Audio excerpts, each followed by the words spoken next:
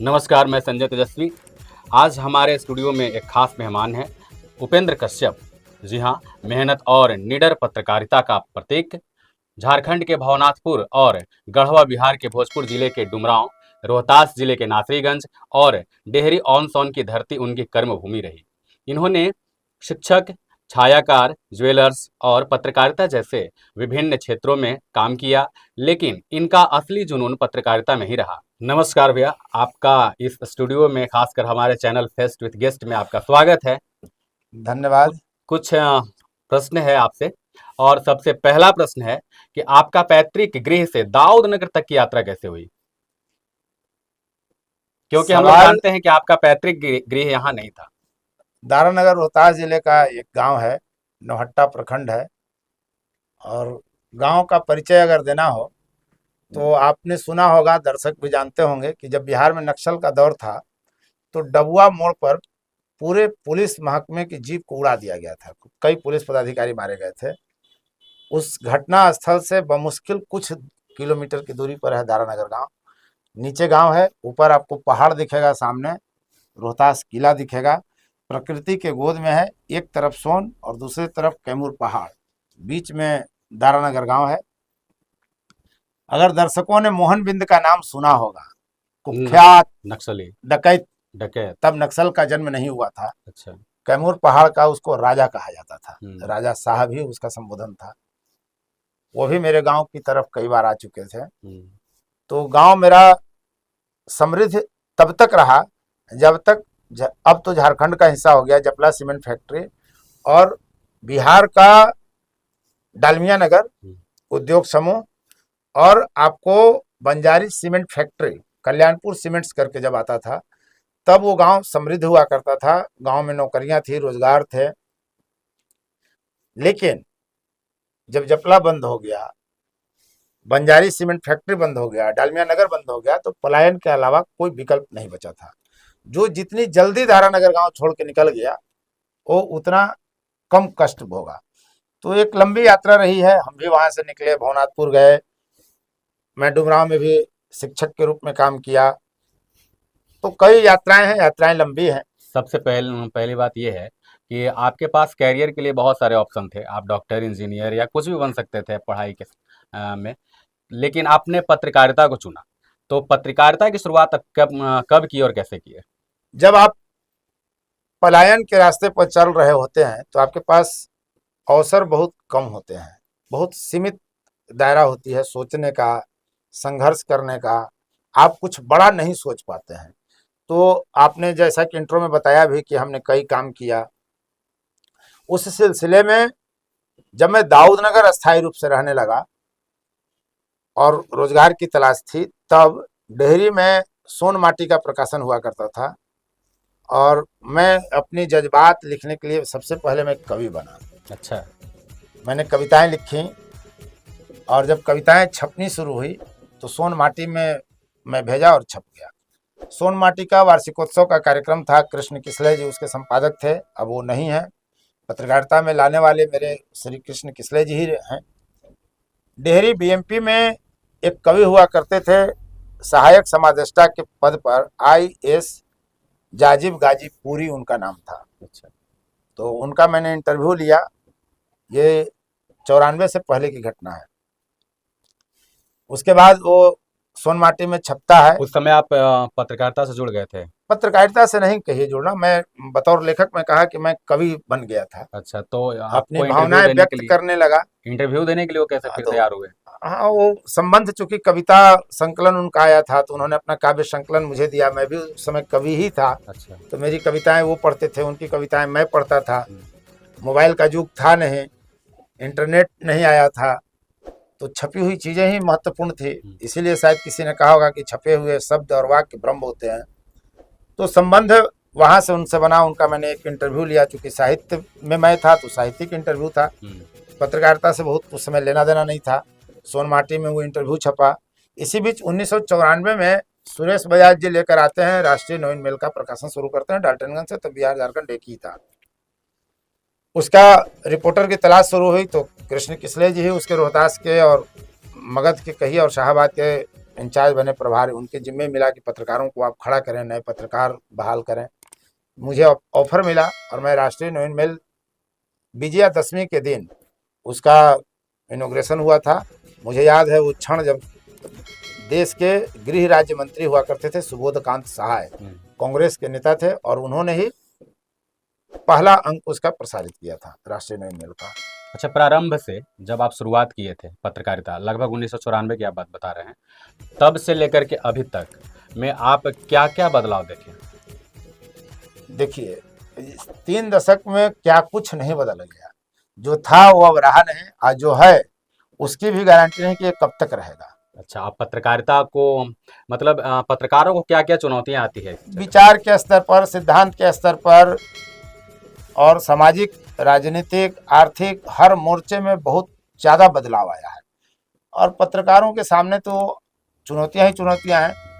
अब याद नहीं आ रहा है, वैश्विक संगठन है, उसने कहा था कि सबसे खराब और खतरनाक काम अगर कोई है तो पत्रकारिता है। जहां एक पत्रकार जितना श्रम करता है उसके मुकाबिल उसको पारिश्रमिक नहीं मिलता है। एक बढ़ई का काम करने वाला, एक धोबी का काम करने वाला, जो कामगार और कारीगर जातियां हैं, वो अपने परंपरागत पैसे से जितना कमा लेते हैं उतनी आमदनी भी पत्रकारों की नहीं है, खासकर आंचलिक पत्रकारों की, जो वेतन भोगी नहीं है अखबारों के या चैनलों के।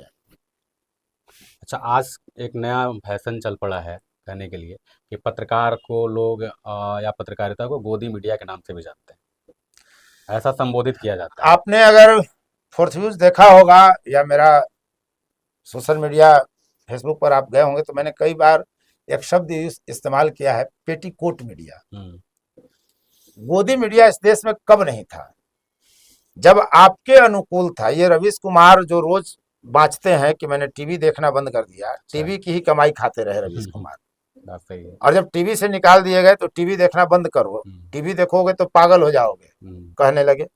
और आज भी टीवी का ही बदला हुआ स्वरूप आप कह सकते हैं यूट्यूब चैनल, जहां दृश्य और श्रव्य दोनों हैं, यही टीवी था। तो रवीश कुमार जैसे लोग जो खाए पिए अघाए लोग हैं, पैसा बोरा में कमा लिए पत्रकारिता के कारण, और अब गोदी मीडिया कहते हैं। आप भी बिकते थे, आपके पूर्वज भी बिकते थे, आज के लोग भी बिक रहे हैं। मैंने इसीलिए किताब में लिखा है बिकाऊ। बाजार में खड़ा आदमी कौन कह सकता है माई का लाल कि मैं बिकाऊ नहीं हूं? अच्छा। और कौन नहीं खरीद रहा है, कौन नहीं बेच रहा है? जीवन का मूल आधार तो खरीद बिक्री ही है। चाहे आप चावल खरीदिए, चाहे मुर्गा भात खरीदिए, चाहे विचार खरीदिए, चाहे नैतिकता खरीदिए। यहाँ बिकते सब हैं, बस खरीदार होना चाहिए, खरीदने वाले होने चाहिए। ये तो आज नहीं कहा, नरेंद्र मोदी के उभार के साथ या प्रधानमंत्री 2014 में नरेंद्र मोदी बनते हैं, तब तो किसी ने नहीं कहा था ना पैसा बोलता है, पैसे की खनक बोलती है, तब तो कोई गाना नहीं आता है। तो बहुत पहले से गाने थे। तो स्वाभाविक है कि जब बाजार में खड़े लोग बिकते थे तभी गायक ने लिखा होगा और गाया होगा पैसा बोलता है गाना। गोदी मीडिया का प्रचलन पहला शब्द उन्हीं का था क्या? कहा जाता है, वो भी दावा करते हैं कि गोदी मीडिया लाए। लेकिन सवाल है कि जो लोग गोदी मीडिया कहते हैं वे खुद अपने गिरेबान में झांक कर देखें कि वो क्या पेटीकोट मीडिया नहीं है। गोदी मीडिया जो कह रहे हैं तो बच्चे को खिलाया सहलाया जाता है, उसको पाल पोस कर बड़ा किया जाता है। और जब हम पेटीकोट कहते हैं तो अपने से समझिए, हमको बहुत समझाने की जरूरत नहीं है। तो जो लोग अपने खुद पेटीकोट मीडिया बन गए, आप क्या करते हैं? मैं किसी एक का नाम आप क्यों लेंगे? आज जो यूट्यूब पर लोग हैं, जो मठाधीश थे कल मुख्य धारा के पत्रकार, आज यूट्यूब पर अपना अड्डा खोले हुए हैं, बाजारवाद वहां भी है। एल्गोरिदम का जमाना है। आप अगर भाजपा के विरोधी पत्रकार के रूप में हैं तो आपको उनके हर काम में विरोध दिखाकर खोज कर लाके आपको यूट्यूब पर अपलोड करना है। जैसे ही समर्थन में करिएगा आपके सब्सक्राइबर घटेंगे, आपके इनकम घटेंगे, तो आप क्या कर रहे हैं? अभी खरीद बिक्री कर रहे हैं। आप लाभ हानि देखकर विचार प्रस्तुत करते हैं, लाभ हानि देखकर खबर प्रस्तुत करते हैं। तो जो काम आप टीवी चैनल में रहकर करते थे वही यूट्यूब पर करते हैं। अच्छा, आंचलिक पत्रकार को पत्रकार कहा जा सकता है या संवाददाता? वो संवाददाता ही है। फर्क को समझना पड़ेगा। आप संवाद भेजने के अलावा आप क्या करते हैं? क्या आपने कभी खास लिखा? क्या आप स्टोरी करते हैं? क्या आप खोजी पत्रकारिता करते हैं? कोई ऐसा समाज में आप खबर लेकर आते हैं जो लोग नहीं जानते थे, या सामाजिक हित में बहुत बड़ा वो था जो छुपा हुआ था, उसको आप लाते हैं? अब सड़क पर देख करके कि नाली जाम है, उस पर लिख देना, नाली गली की खबरें लिख देना, यही सिर्फ पत्रकारिता नहीं है। ये समस्या है, समस्याएं जीवंत हैं, जब तक धरती है तब तक समस्याएं रहेंगी। अच्छा, यदि आंचलिक पत्रकार काम ना करे तो क्या अखबार वाले जितने भी प्रेस हैं पत्रकारों की वैकेंसी निकाल करके पेमेंट पे बहाल करेंगे कि नहीं? बिक जाएंगे खुद। मतलब वो भी चाहते हैं कि जो आए वो भी ऐसे ही आए, काम शोषण करे बस। कैसे होता है? जब आपका पेट भरा हुआ रहेगा तब भी आप शोषण करते हैं, लेकिन कुछ देकर। अखबारों की स्थिति आज की तारीख में यह है, और चैनलों की, वे राजधानी केंद्रित हो गए हैं, और राजधानी से आप बाहर जैसे ही जाएंगे तो खर्च होगा। तो आप प्रखंड मुख्यालय की खबरें, अनुमंडल मुख्यालय की खबरें और जिला स्तर की खबरें, किसी भी अखबार का रीढ़ है ये।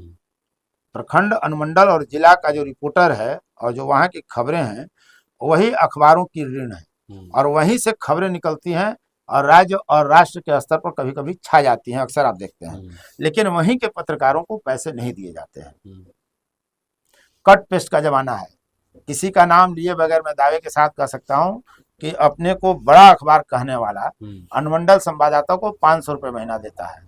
अच्छा।